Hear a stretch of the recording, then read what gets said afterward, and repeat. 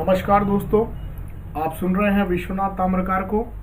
और आज जो टॉपिक हम डिस्कस कर रहे हैं वह है नेटवर्क एंड डिस्ट्रीब्यूटेड सिस्टम। तो ये ऑपरेटिंग सिस्टम का एक टॉपिक है, नेटवर्क एंड डिस्ट्रीब्यूटेड सिस्टम। तो उसमें हम ओवरव्यू देखेंगे डिस्ट्रीब्यूटेड सिस्टम होता क्या है और डिस्ट्रीब्यूटेड सिस्टम के एडवांटेज क्या होता है और रीज़न क्या है कि हम डिस्ट्रीब्यूटेड सिस्टम का उपयोग करते हैं। और यहाँ पर डिस्ट्रीब्यूटेड सिस्टम के लिए दो डिफरेंट टाइप के हमारे पास दो डिफरेंट टाइप के जो हैं ऑपरेटिंग सिस्टम्स होते हैं। पहला होता है नेटवर्क ऑपरेटिंग सिस्टम और दूसरा होता है डिस्ट्रीब्यूटेड ऑपरेटिंग सिस्टम। तो ये सब कैसे काम करते हैं, तो ये एक एक करके हम यहाँ पर आज डिस्कस करने वाले हैं। तो distributed system is a collection of loosely coupled processors interacted by a communication network। तो यहाँ पर जो डिस्ट्रीब्यूटेड सिस्टम होता है वह एक collection of loosely coupled processor होता है। तो प्रोसेसर कहने का मतलब ये है, प्रोसेसर एक नोड हो सकता है, एक कंप्यूटर सिस्टम हो सकता है, एक मशीन हो सकता है, होस्ट हो सकता है। तो ये सब कोई भी एक कंप्यूटर सिस्टम को हम यहाँ पर एक प्रोसेसर बोल दे रहे हैं। कोई नोड हो सकता है, सिंपल प्रोसेसर हो सकता है। और ये जो होते हैं आपस में लूजली कपल्ड होते हैं। लूजली कपल्ड होते हैं मतलब एक दूसरे की सारी इंफॉर्मेशन सबके पास हो ये जरूरी नहीं होता, बस ये एक दूसरे से कनेक्टेड होते हैं। ना ही एक सिस्टम दूसरे सिस्टम पर डिपेंडेंट होता है, तो इसीलिए इसे लूजली कपल्ड कहा जाता है। तो ये जो सिस्टम होते हैं, प्रोसेसर होते हैं, ये एक दूसरे से एक कम्युनिकेशन नेटवर्क के द्वारा ये कनेक्टेड होते हैं। तो इसे डिस्ट्रीब्यूटेड सिस्टम कहा जाता है। Distributed system is a collection of loosely coupled processor interconnected by a communication network. तो ये collection of loosely coupled processor होते हैं जो कम्युनिकेशन नेटवर्क के थ्रू एक दूसरे से इंटरकनेक्टेड रहते हैं। और यहाँ पर जैसे मैंने पहले ही बता दिया, प्रोसेसर्स क्या है, processors variously called node, computer, machine, host, ये सारे सबको अपन प्रोसेसर कहते हैं। साइट क्या होता है, site is a location of the processor. तो प्रोसेसर जहां पे रखा है उसे अपन साइट बोल देते हैं, प्रोसेसर के लोकेशन को। Generally a server has a resource a client node at a different side want to use। तो यहाँ पर जैसा आप डायग्राम में देख पा रहे हैं, यहाँ पर सर्वर है और सर्वर के पास जो होता है वो रिसोर्स होता है। और यहाँ पर आप देख रहे हैं सर्वर एक साइट ए पर है और जो रिसोर्सेस है वो साइट सी पर है और जो क्लाइंट है वो साइट बी पर है। तो ये सारे जो सर्वर है एक अलग लोकेशन पे है, रिसोर्स जो है वो एक अलग लोकेशन पे है और क्लाइंट जो है वो एक अलग लोकेशन पे है। और यह एक नेटवर्क के द्वारा ये जो है एक दूसरे से यहाँ पर इंटर कनेक्टेड है। तो इसे ही डिस्ट्रीब्यूटेड सिस्टम कहा जाता है, जिसमें अलग अलग सिस्टम जो हैं एक दूसरे से एक नेटवर्क के थ्रू यहाँ पर कनेक्टेड होते हैं। तो नेक्स्ट हम यहाँ पर देखते हैं कि रीजन बोल सकते हैं या एडवांटेज बोल सकते हैं डिस्ट्रीब्यूटेड सिस्टम का।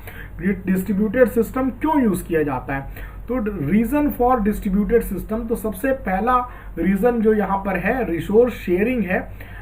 तो यहाँ पर डिस्ट्रीब्यूटेड सिस्टम की सहायता से हम रिसोर्स को शेयर कर पाते हैं। Sharing and printing files at the remote site. तो यहाँ पर जो अगर आप किसी साइट ए पर हैं, और साइट बी पर रखे हुए मशीन पे रखा हुआ आपको अगर कोई फाइल जो है वो आप एक्सेस करना चाहते हैं, तो वो जो है डिस्ट्रीब्यूटेड सिस्टम में पॉसिबल होता है। अगर आप साइट ए पर हैं और साइट बी पर अगर कोई प्रिंटर रखा हुआ है और आप साइट ए पर बैठे हुए साइट बी के प्रिंटर को यूज करते हुए अगर आप प्रिंट ऑपरेशन परफॉर्म करना चाहते हैं, तो यह भी जो होता है डिस्ट्रीब्यूटेड सिस्टम में रिसोर्स शेयरिंग के अंतर्गत परफॉर्म किया जा सकता है। Processing information in a distributed data base. तो यहाँ पर जो प्रोसेसिंग की जो इंफॉर्मेशन होती है, जो भी फाइलें होती है, अगर अलग अलग लोकेशन पे रखा हुआ है, तो उसे और उसको एक्सेस करके अलग अलग सारे सिस्टम, जैसे कि हमारे पास कुछ डेटा है वो अलग अलग लोकेशन पे रखे हुए हैं, तो वो अलग अलग डेटाबेस पे डिस्ट्रीब्यूटेड है। तो रिसोर्स शेयरिंग के तहत हम ये कर सकते हैं कि उन सारे फाइलों को हम यहाँ पर डिस्ट्रीब्यूटेड सिस्टम में किसी दूसरे सिस्टम में बैठे हुए उन सब में प्रोसेसिंग परफॉर्म की जा सकती है using remote specialised hardware devices. तो यहाँ पर अगर आप एक सिस्टम ए पर बैठे हुए हैं और आपका सिस्टम जो है वो पर्टिकुलर आपके कोई पर्टिकुलर हमारे पास सॉफ्टवेयर है, उसके लिए हमें एक स्पेशल हार्डवेयर की आवश्यकता है और वो सपोज हमारे सिस्टम में अवेलेबल नहीं है, और वो जो है वो कोई रिमोट सिस्टम मतलब किसी दूसरे सिस्टम पे जो है वो स्पेशलाइज्ड हार्डवेयर डिवाइस वहाँ पे अवेलेबल है, तो आप अपने सिस्टम में बैठे बैठे वो जो दूसरा सिस्टम है जो रिमोट सिस्टम है, सपोज वो बी है, तो वहाँ के डिवाइस को आप एक्सेस कर सकते हैं। और ये भी रिसोर्स शेयरिंग के अंतर्गत किया जा सकता है डिस्ट्रीब्यूटेड सिस्टम में। और नेक्स्ट जो है रीजन वो है computation speed up, load sharing and job merging. तो यहाँ पर जो है कंप्यूटेशन स्पीड अप से ये है कि अगर जो है हमारे पास कोई टास्क है, तो वो टास्क जो है उस जो टास्क को हम छोटे छोटे टास्क में डिवाइड कर सकते हैं, और वो जो छोटे छोटे टास्क हैं वो और जो डेटा है वो भी अलग अलग सिस्टम में रखा हुआ है। Suppose system A B C और डी और ई में रखा हुआ है जो फाइलें हैं, और कोई पर्टिकुलर उस पर ऑपरेशन परफॉर्म करना है, तो उन ऑपरेशंस को डिवाइड करके हम अलग अलग सिस्टम पे उसे रन कर सकते हैं, जिससे ये होगा कि एक सिस्टम पर जो है वो लोड भी नहीं पड़ेगा और हमारा टास्क भी वहाँ पर परफॉर्म हो जाएगा, और सिस्टम का जो थ्रूपुट है, जो ओवरऑल परफॉर्मेंस है, वो भी यहाँ पर इंक्रीज हो जाएगी, क्योंकि किसी एक पर्टिकुलर सिस्टम पर यहाँ पर बर्डन नहीं आएगा। तो यहाँ पर जो है जो स्पीड जो है वो कंप्यूटेशन की वो भी जो है रिसोर्स शेयरिंग के अंतर्गत बढ़ाई जा सकती है, क्योंकि एक जो प्रोसेस है उसको टुकड़ों में बांटकर अलग अलग सिस्टम में उसको रन किया जा सकता है, जिससे एक सिस्टम पर जो लोड पड़ रहा था वो लोड जो है वो काफी कम हो जाता है।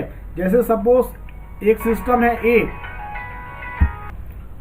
सपोज हमारे पास सिस्टम है ए और वो सिस्टम ओवरलोडेड है, और कोई सिस्टम है सपोज हमारे पास बी और उसके पास जो है कम प्रोसेस है और वो लाइट वेट है अभी, तो जो प्रोसेस जो हमारे पास जो प्रोसेसर ए है उसके जो ओवरलोडेड जॉब है उसको हम बी में शिफ्ट कर सकते हैं।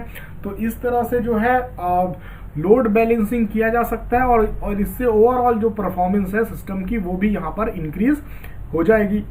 नेक्स्ट जो पॉइंट है वो है reliability, defect detect and recover from site failure, function transfer, reintegrate the failure site. तो यहाँ पर जो होता है, अगर हम डिस्ट्रीब्यूटेड सिस्टम पे काम कर रहे हैं तो डिस्ट्रीब्यूटेड सिस्टम में कई सारे सिस्टम आपस में इंटरकनेक्टेड होकर काम कर रहे होते हैं। तो अगर कोई सिस्टम, एक पर्टिकुलर सिस्टम जो है वो फेल हो जाता है, तो पूरा का पूरा सिस्टम फेल नहीं होता, बाकी सिस्टम काम करते रहते हैं, और जो पर्टिकुलर सिस्टम जो फेलियर हुआ है उसको जो है डिटेक्ट करके उसके फेलियर को सॉल्व कर लिया जाएगा, और उसको सॉल्व हो जाने के बाद, वो सिस्टम ठीक हो जाने के बाद फिर से उसे नेटवर्क में जोड़ लिया जाएगा। तो इससे जो है हमारे जो ओवरऑल सिस्टम की रिलायबिलिटी जो है वो बढ़ जाती है, कभी भी सिस्टम हमारा क्रैश नहीं हो पाएगा। नेक्स्ट होता है communication message passing, a high level function of a standalone system can be expanded to encompass a distributed system. तो यहाँ पर जो है एक पर्टिकुलर एक सिस्टम में यहाँ पर मैसेज पासिंग जो है किया जा सकता है। मैसेज पासिंग का मतलब एक सिस्टम दूसरे सिस्टम को मैसेज भेज सकता है, एक सिस्टम दूसरे सिस्टम को फाइल भेज सकता है, और भी बहुत सारे काम है, जैसे कि एक सिस्टम जो है कोई टास्क दूसरे सिस्टम में परफॉर्म कर सकता है। तो ये जो होते हैं कुछ high level functionality, high level functions होते हैं। तो एक सिस्टम जो है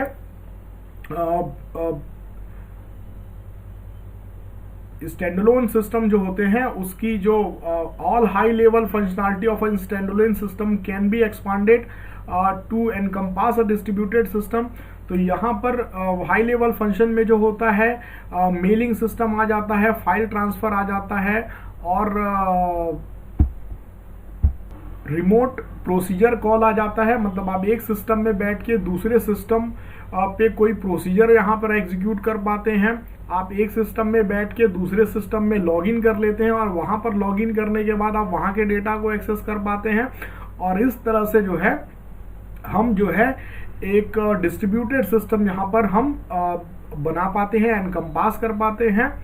और नेक्स्ट जो है computer can be downsized, more flexibility, better user interface, easy maintenance by moving from large system to multiple small system, performing distributed computing। तो यहाँ पर जो होता है हम डिस्ट्रीब्यूटेड सिस्टम कंसेप्ट की सहायता से जो हमारे कंप्यूटर का साइज है उसको हम छोटा कर सकते हैं, हम फ्लेक्सिबिलिटी बढ़ा सकते हैं, हम बेटर यूजर इंटरफेस यहाँ पर हम यूजर को प्रोवाइड कर सकते हैं, और easy maintenance by moving from large system. और यहाँ पर मेंटेनेंस भी हमारा इजी हो जाएगा। अगर हम एक बड़ा सिस्टम रखेंगे तो वहाँ पर मेंटेनेंस उसकी हाई होगी, लेकिन उसी को हम अगर छोटे छोटे सिस्टम में, मल्टीपल सिस्टम में तोड़ देते हैं तो उससे मेंटेनेंस कम हो जाएगा और परफॉर्मिंग डिस्ट्रीब्यूटेड और जो कंप्यूटेशन है वो भी अलग अलग सिस्टम में हम ये परफॉर्म यहाँ पर कर पाएंगे। तो ये सारे रीजंस थे क्यों हम डिस्ट्रीब्यूटेड सिस्टम का उपयोग करते हैं। रिसोर्स शेयरिंग हो पाता है, कंप्यूटेशन स्पीड जो है वो भी हम बढ़ा पाते हैं क्योंकि लोड जो होता है वो अलग अलग सिस्टम में डिस्ट्रीब्यूट कर दिया जाता है। रिलायबिलिटी बढ़ जाती है क्योंकि अगर नेटवर्क में एक सिस्टम अगर फेल हो गया तो दूसरे सिस्टम में हमारा काम होता रहेगा। कम्युनिकेशन में हमने देखा कि स्टैंडअलोन सिस्टम के जो हाई लेवल फंक्शन है जैसे कि मेलिंग हो गया, फाइल ट्रांसफर हो गया और रिमोट प्रोसीजर कॉल हो गए, लॉगिन हो गए, इसकी सहायता से हम एक अच्छा डिस्ट्रीब्यूटेड सिस्टम बना पाते हैं और सिस्टम का जो साइज है वो भी हम छोटा कर पाते हैं। तो ये सारे रीजन थे डिस्ट्रीब्यूटेड सिस्टम यूज करने का। नेक्स्ट हम देखते हैं types of distributed operating system. तो यहाँ पर दो तरह के हमारे पास ऑपरेटिंग सिस्टम होते हैं, नेटवर्क ऑपरेटिंग सिस्टम और डिस्ट्रीब्यूटेड ऑपरेटिंग सिस्टम। तो नेटवर्क ऑपरेटिंग सिस्टम क्या है पहले हम वो डिस्कस करते हैं, फिर हम देखेंगे डिस्ट्रीब्यूटेड ऑपरेटिंग सिस्टम क्या होता है। तो अगर हम नेटवर्क ऑपरेटिंग सिस्टम की बात करते हैं तो users are aware of multiplicity of the machine. तो यहाँ पर नेटवर्क ऑपरेटिंग सिस्टम में यूजर्स इस बात पर अवेयर होता है कि यहाँ पर हम बहुत सारे मशीन पर काम करने वाले हैं जो कि नेटवर्क में आपस में इंटरकनेक्टेड हैं। Access to resource of various machine is done explicitly by. तो और यहाँ पर जब हमें पता है, यूजर को ये पता होता है कि डिस्ट्रीब्यूटेड अलग अलग जो सिस्टम है नेटवर्क में उस पर हम कार्य कर रहे हैं, तो यहाँ पर डिस्ट्रीब्यूटेड सिस्टम में हम जनरली रिसोर्स की जो है शेयरिंग ही करते हैं। मतलब एक सिस्टम में बैठकर दूसरे जो सिस्टम के हैं वेरियस मशीन्स के जो हैं उसके जो डेटा को हम यहाँ पर एक्सेस करते हैं, उसके रिसोर्सेस को एक्सेस करते हैं। रिसोर्सेस में सारी चीजें आती है, फाइल आती है, प्रोसेसर का टाइम आता है, प्रिंटर आते हैं, ये सारी चीजें रिसोर्स में इंक्लूड होती हैं। तो पहला जो होता है वो है remote login into the appropriate remote machine.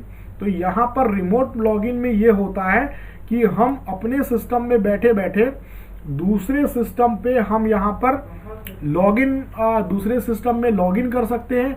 और ये जो होता है टेलनेट प्रोटोकॉल और एसएसएच प्रोटोकॉल, ये दो प्रोटोकॉल है, इसकी सहायता से हम अपने सिस्टम में बैठे हुए, सपोज वो साइट ए है और साइट बी पर एक दूसरा सिस्टम रखा हुआ है, तो उस दूसरे सिस्टम को हम रिमोट सिस्टम बोलेंगे। तो टेलनेट की सहायता से हम जो है रिमोट सिस्टम में लॉगिन कर सकते हैं और उस सिस्टम के सारे इंफॉर्मेशन और उस पूरी मशीन को हम वहां पर एक्सेस कर सकते हैं। और यहाँ पर रिमोट डेस्कटॉप जो है माइक्रोसॉफ्ट विंडोज के द्वारा भी इस तरह का डेस्कटॉप मशीन प्रोवाइड किया जाता है। Transferring data from remote machine to the local machine via the file transfer protocol. तो यहाँ पर जो है फाइल ट्रांसफर प्रोटोकॉल की सहायता से हम रिमोट मशीन पे रखे हुए जो डेटा है उसको हम लोकल मशीन पे हम यहाँ पर कॉपी कर पाते हैं। और ये हम कॉपी कर पाते हैं। तो ये जो तरीका था, एक तो हम लॉगिन करके वहाँ पर उसके डेटा को एक्सेस कर सकते हैं और वहाँ के रिसोर्स को एक्सेस कर सकते हैं, और दूसरा ये है कि अगर हम केवल डेटा एक्सेस करना है तो फाइल ट्रांसफर की सहायता से रिमोट में रखे हुए फाइलों को हम लोकल सिस्टम में यहाँ पर कॉपी कर पाते हैं, जो कि फाइल ट्रांसफर प्रोटोकॉल की सहायता से किया जाता है। तो नेक्स्ट हम यहाँ पर देख रहे हैं, user can change paradigm establishing a session given network based command more difficult to the user. तो यहाँ पर जो ये यहाँ पर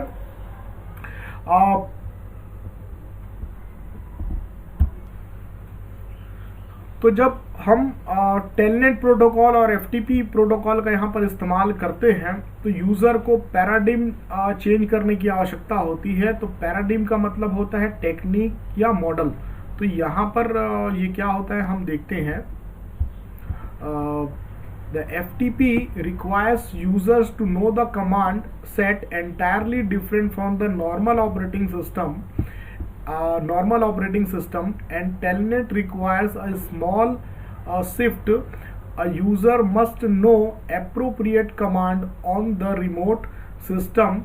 For instance, a user on a Windows machine who telnets to the Unix machine must switch to Unix command for the duration of the telnet session। तो यहाँ पर जब हम फाइल ट्रांसफर प्रोटोकॉल का यूज करते हैं या टेलनेट प्रोटोकॉल का यूज करते हैं तो यहाँ पर हमको जब हम फाइल ट्रांसफर प्रोटोकॉल का यूज करते हैं तो यहाँ पर फाइल ट्रांसफर के एंटायरली डिफरेंट एक सेट ऑफ कमांड्स होते हैं जो कि नॉर्मल ऑपरेटिंग सिस्टम कमांड जो होते हैं उससे टोटल डिफर करते हैं। तो जब एफटीपी आप यूज करते हैं फाइल ट्रांसफर के लिए एक सिस्टम से दूसरे सिस्टम में, तो उस समय आपको एफटीपी के कमांड जो हैं वो याद रखना जरूरी होता है। उसी की तरह से जब हम टेलनेट प्रोटोकॉल की सहायता से एक सिस्टम में बैठ के दूसरे सिस्टम में जब हम लॉगिन करते हैं तो उस समय जो होता है हमें वहाँ पर अगर आप जैसे कि एक विंडोज मशीन से आप यूनिक्स मशीन पे स्विच कर रहे हैं तो वहाँ पर जो है आपको यूनिक्स के कमांड याद होने जरूरी है जिस समय तक आप जिस समय तक आपका सेशन चल रहा है। मतलब जब आप टेलनेट की सहायता से दूसरे सिस्टम में जब तक लॉगिन है तो उस सेशन के ड्यूरेशन में आपको उस सिस्टम में यूनिक्स के कमांड यूज करने होंगे। तो ये जो होता है फैसिलिटी आर मोर, तो ये जो टेलनेट का होता है ये ज़्यादा अच्छा फैसिलिटी माना जाता है। तो यहाँ पर यूजर को जो होता है एक पैराडिम चेंज करने की आवश्यकता यहाँ पर पड़ती है। तो यहाँ हमने देखा नेटवर्क ऑपरेटिंग सिस्टम क्या होता है। तो नेटवर्क जो ऑपरेटिंग सिस्टम होता है उसमें यूजर इस बात पे अवेयर होता है कि वह मल्टीपल जो सिस्टम है डिफरेंट सिस्टम पे काम कर रहा है जो कि अलग अलग लोकेशन पर रखे गए हैं और उनको जो है कैसे एक्सेस किया जाता है जो है दूसरे सिस्टम के डेटा को एक तो रिमोट लॉगिन के थ्रू हम यहाँ पर एक्सेस करते हैं और केवल जब हमको डेटा को ट्रांसफर करना होता है तो उस समय हमको फाइल ट्रांसफर प्रोटोकॉल का इस्तेमाल करना पड़ता है। और यहाँ पर जब हम टेलनेट की सहायता से दूसरे सिस्टम में लॉगिन होते हैं तो उस सिस्टम में जिस तरह के कमांड यूज हो रहे हैं हमें उसमें ढलना होता है। और जब हम एफटीपी प्रोटोकॉल का इस्तेमाल कर रहे होते हैं तो हमें एफटीपी प्रोटोकॉल में यूज होने वाले कमांड को याद रखने की आवश्यकता होती है। तो नेक्स्ट हम आगे देख रहे हैं डिस्ट्रीब्यूटेड ऑपरेटिंग सिस्टम। तो जब हम डिस्ट्रीब्यूटेड ऑपरेटिंग सिस्टम का यूज करते हैं तो यहाँ पर users not aware of multiplicity of the system access to remote resource similar to access to a local resource. तो यहाँ पर डिस्ट्रीब्यूटेड ऑपरेटिंग सिस्टम में यूजर जो है इस बात पे अवेयर नहीं होता है कि वो मल्टीपल सिस्टम पे काम कर रहा है। तो वह जिस तरह से डेटा वो लोकल सिस्टम में एक्सेस करता है, सेम उसी तरह से वह रिमोट सिस्टम को भी यहाँ पर एक्सेस करता है। तो उसके लिए जो है, तो जो डिस्ट्रीब्यूटेड ऑपरेटिंग सिस्टम होता है वहाँ पर data and the process migration from one side to another side is under control of the distributed operating system. इसमें यूजर को यह फील नहीं होता है कि वो मल्टीपल सिस्टम पे काम कर रहा है, और जो डेटा और प्रोसेस का माइग्रेशन होता है एक सिस्टम से दूसरे सिस्टम में, तो वह जो होता है डिस्ट्रीब्यूटेड ऑपरेटिंग सिस्टम के अंडर कंट्रोल में ये होता है। तो सबसे पहले हम देखते हैं डेटा माइग्रेशन। तो डेटा माइग्रेशन में क्या होता है, suppose a user on a site A want to access data such as file that reside at site B, the system can transfer the data one of the two basis method। तो यहाँ पर अगर एक user है जो कि site A पर है और वो जो साइट B पर जो डेटा रखा हुआ है उसको वो अगर एक्सेस करना चाहता है, तो वह ये जो होता है ये दो तरीके से किया जाता है। तो पहला जो अप्रोच है उसमें data first approach to the data migration is to transfer the entire file to the site A. तो पहले मेथड में क्या होता है कि पूरा का पूरा जो फाइल होता है उसको जो है साइट बी से ए पे कॉपी कर दिया जाता है। From that point all access to the file is local. When a user no longer need to the file, a copy of the file is sent back to the site B, even if only a modest changes had been made to a large file. All the data must be transferred. This mechanism can be thought of a automated FTP system. This approach was used in the Derbo system. तो यहाँ पर जो होता है पहला system ये होता है कि जो पूरी की पूरी फाइल होती है उसको एक सिस्टम से दूसरे सिस्टम में कॉपी कर दिया जाता है। अब साइट ए पर वो जो आ चुका है, तो मतलब साइट ए पर वो लोकल है, वो वैसे ही यूजर एक्सेस करेगा जैसे दूसरे फाइल को अपने लोकल सिस्टम में यूज करता है। और अगर यूजर जो होता है उस फाइल पे कोई भी चेंजेस परफॉर्म करता है, तो चेंजेस जो भी परफॉर्म किया जाता है तो ये पूरी की पूरी फाइल जो होती है उसको साइट बी पर कॉपी कर दिया जाता है। अब एक दूसरा अप्रोच होता है, the other approach is to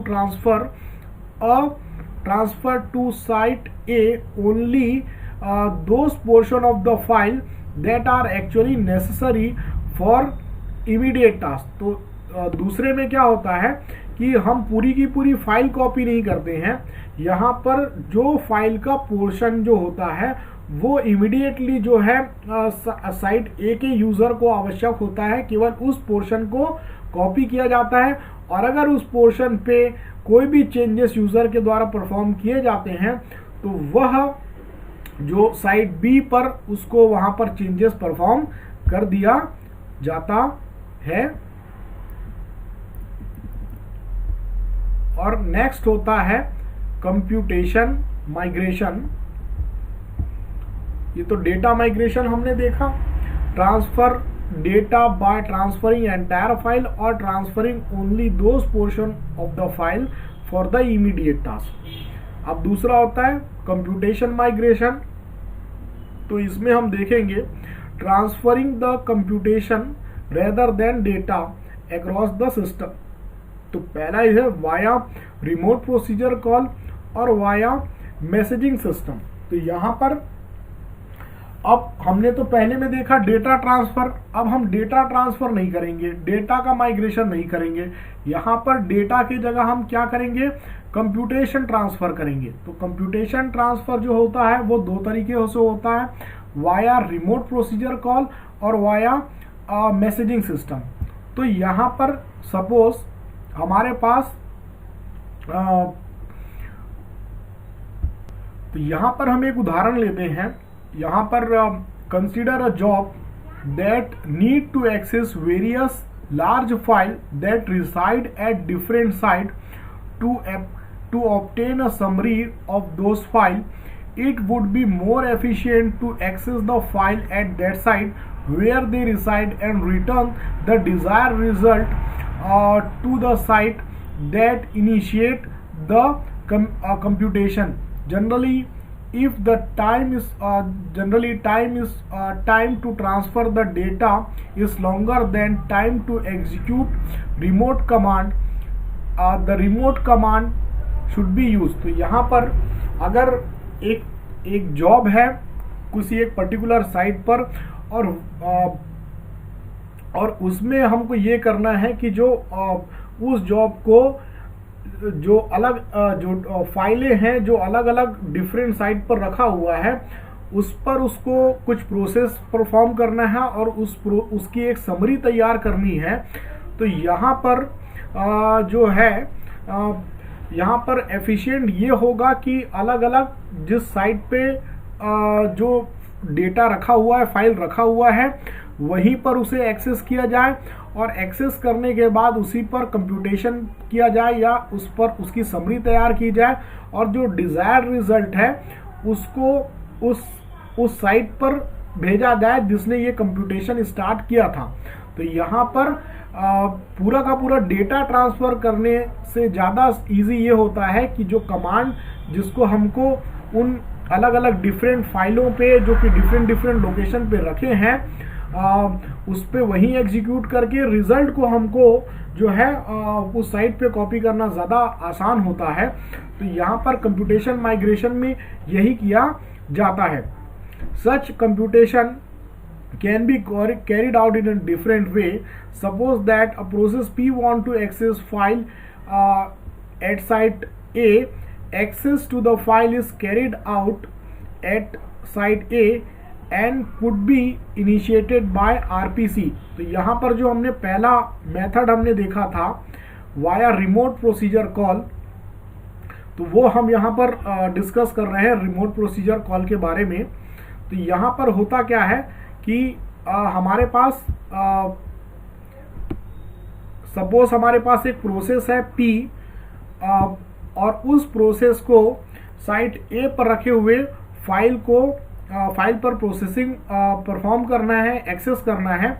तो यहाँ पर ये जो है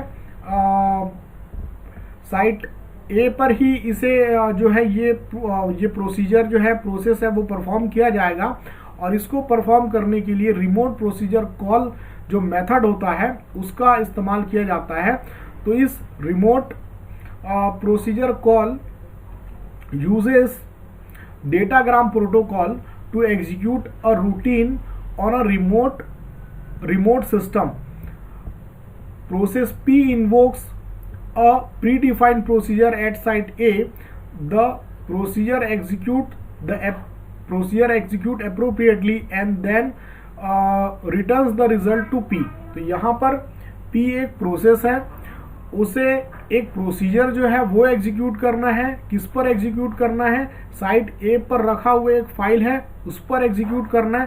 तो यहाँ पर हम रिमोट प्रोसीजर कॉल का इस्तेमाल करते हैं और रिमोट प्रोसीजर कॉल की सहायता से P पर जो प्रीडिफाइंड प्रोसीजर है उसे साइट A पर एग्जीक्यूट करा लिया जाता है और एग्जीक्यूट कराने के बाद जो रिजल्ट होता है उसे वापस जो है P जो प्रोसेस है उसको भेज दिया जाता है। और एक तो ये रिमोट प्रोसीजर कॉल के थ्रू होता है। और एक दूसरा तरीका होता है जो हमने अभी देखा था वाया मैसेज पासिंग। तो मैसेज पासिंग में क्या होता है वो हम यहाँ पर अभी देखेंगे। मैसेज पासिंग में ये होता है कि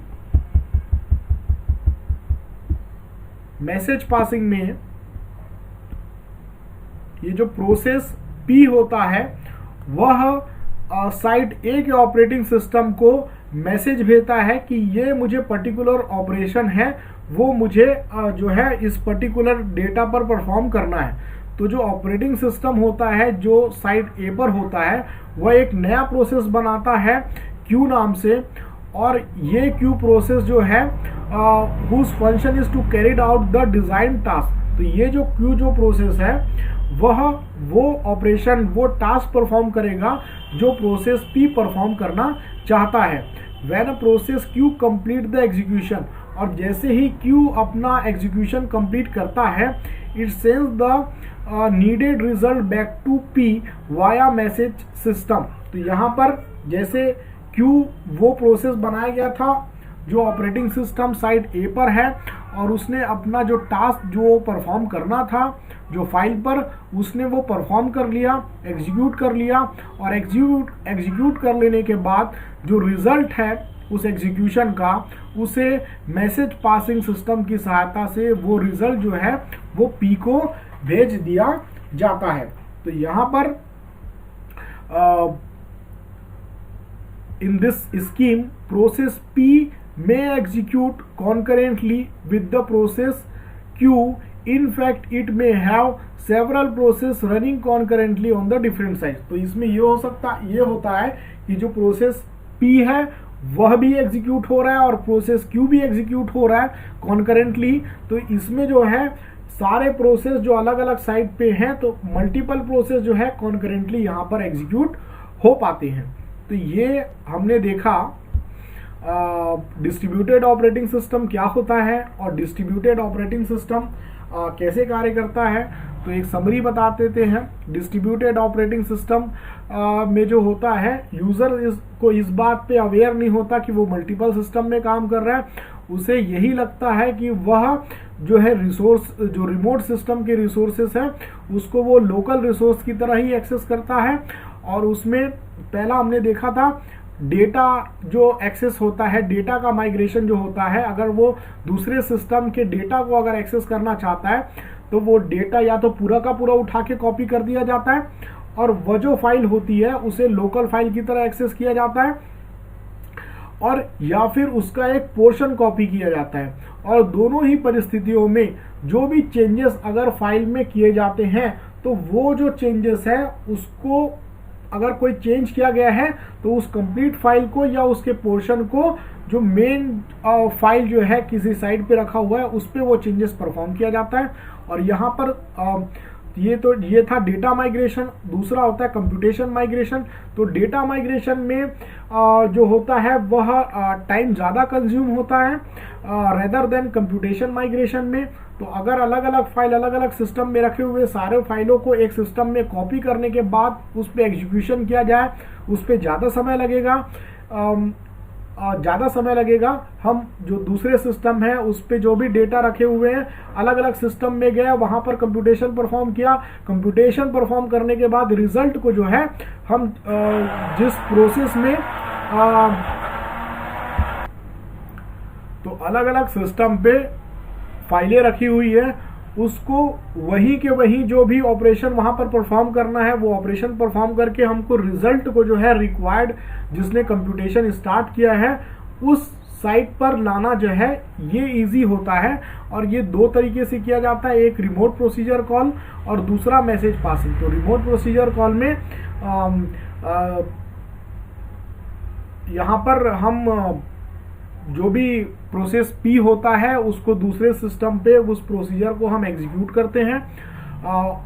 और जो मैसेज पासिंग में ये होता है कि बस प्रोसेस पी के द्वारा जो दूसरा सिस्टम है उसमें दूसरा सिस्टम है उसके ऑपरेटिंग सिस्टम को मैसेज दिया जाता है कि हमको ये टास्क जो है इस डेटा पर परफॉर्म करना है।